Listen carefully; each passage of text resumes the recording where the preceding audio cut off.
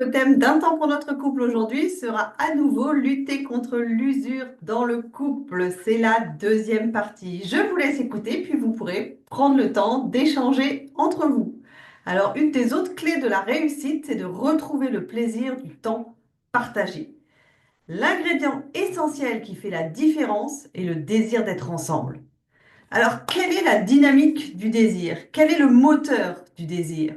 Une des composantes du désir est le plaisir que j'imagine tirer d'une situation donnée. Si j'anticipe un plaisir à vivre cette situation, je vais automatiquement la désirer. Avant de programmer une activité avec la personne que j'aime, j'aurai tout intérêt à m'assurer que cette activité que nous envisageons est véritablement source de plaisir pour l'un et pour l'autre.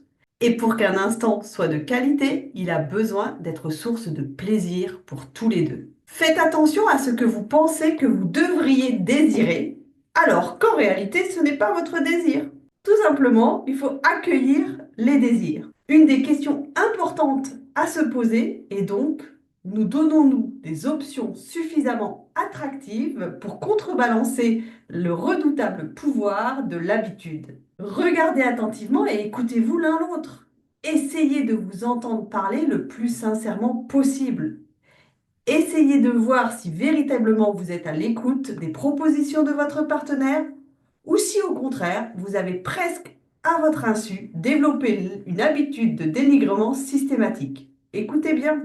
Ce n'est que par le questionnement régulier de vos désirs mutuels par rapport à telle ou telle activité et par l'accueil attentif et la prise en compte des désirs de votre partenaire que vous parviendrez à infléchir le cours de votre fonctionnement habituel et que vos propres désirs seront progressivement plus aisément entendus et respectés par votre partenaire. Réapprendre le plaisir d'être ensemble. Le plaisir peut être quelque chose qui se rééduque.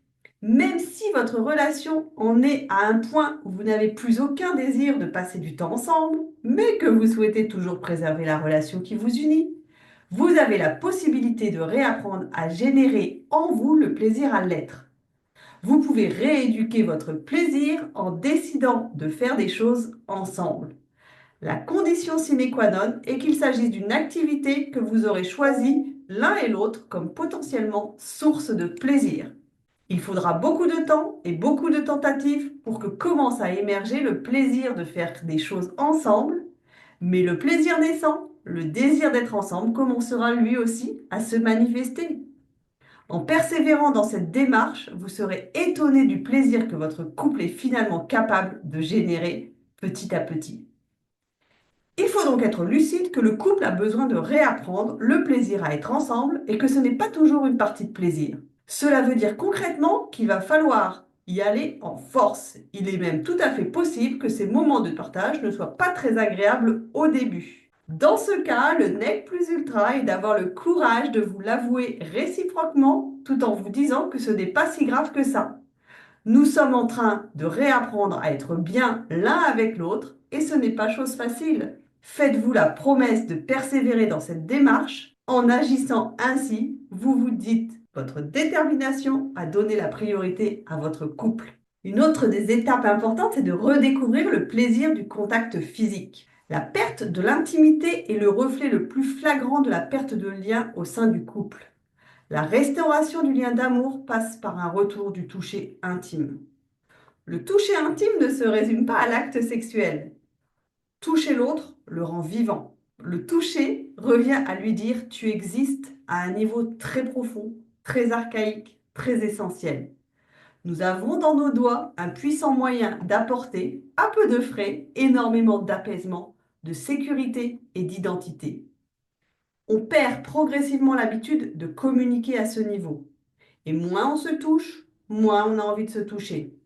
De nombreuses personnes se montrent réfractaires au toucher de leur partenaire parce qu'elles ont compris que le toucher intime est pour lui le prélude à un rapport sexuel qu'elles ne désirent pas nécessairement.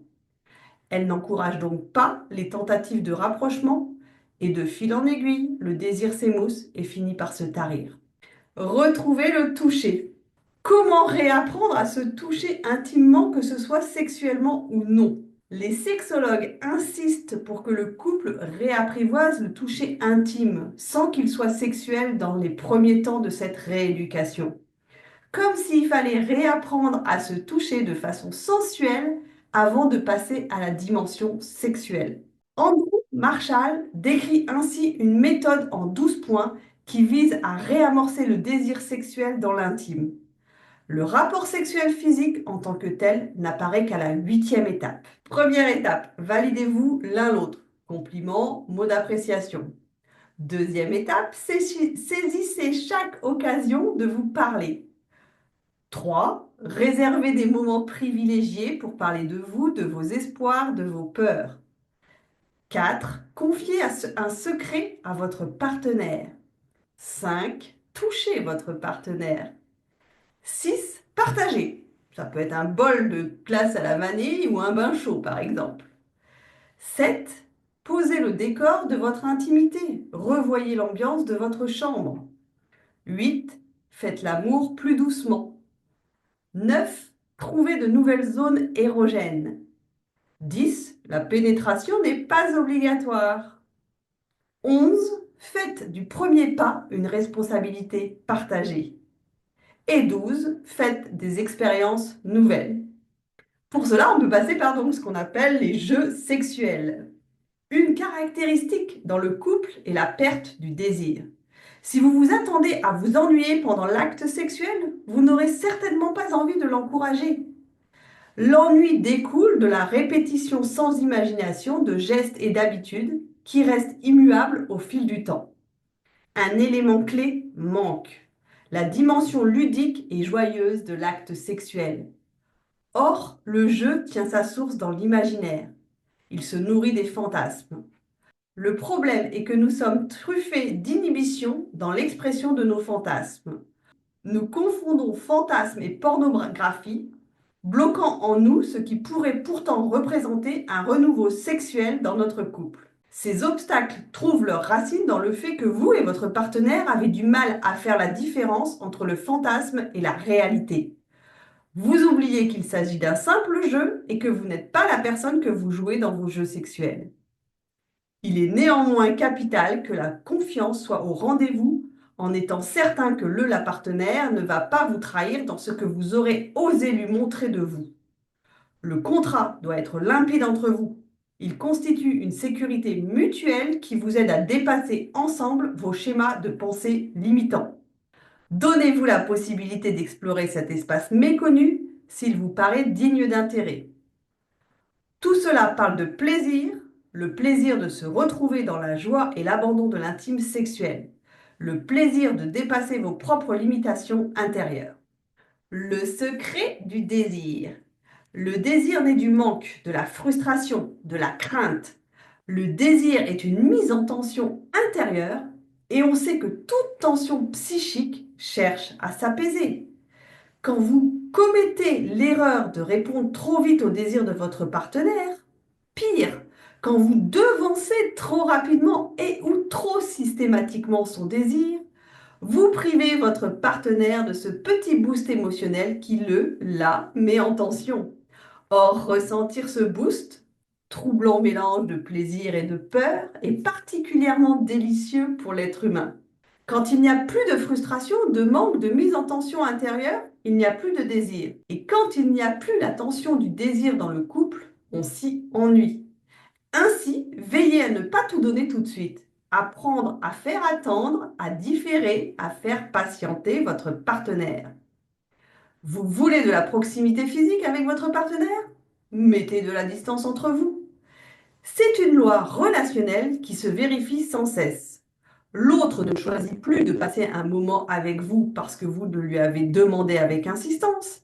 Il le fait parce qu'il a envie de le faire et aussi parce qu'il s'exerce en lui une subtile pression qui le pousse à le faire. L'idée ici est uniquement de susciter le désir et non de faire souffrir, et encore moins de vous venger du manque d'attention de votre partenaire. Veillez à rester dans un état d'esprit bienveillant et ayez une motivation claire. Tout cela doit rester léger et affectueux. Voilà, pour aller plus loin, vous pouvez lire le livre Ensemble mais seul du docteur Christophe Fauré. Pour ma partie, c'est fini. À vous maintenant d'échanger, de prendre le temps de commenter ce que vous avez entendu en donnant à tour de rôle votre point de vue et en écoutant celui de l'autre. Si vous avez des questions, n'hésitez pas à les poser sous la vidéo. J'essaierai d'y répondre, soit dans les commentaires, soit par une autre vidéo. C'était un temps pour notre couple avec Sophie Caldier, thérapeute de couple, psychologue clinicienne et sexothérapeute. Je vous souhaite une belle journée et je vous dis à bientôt pour de nouveaux sujets.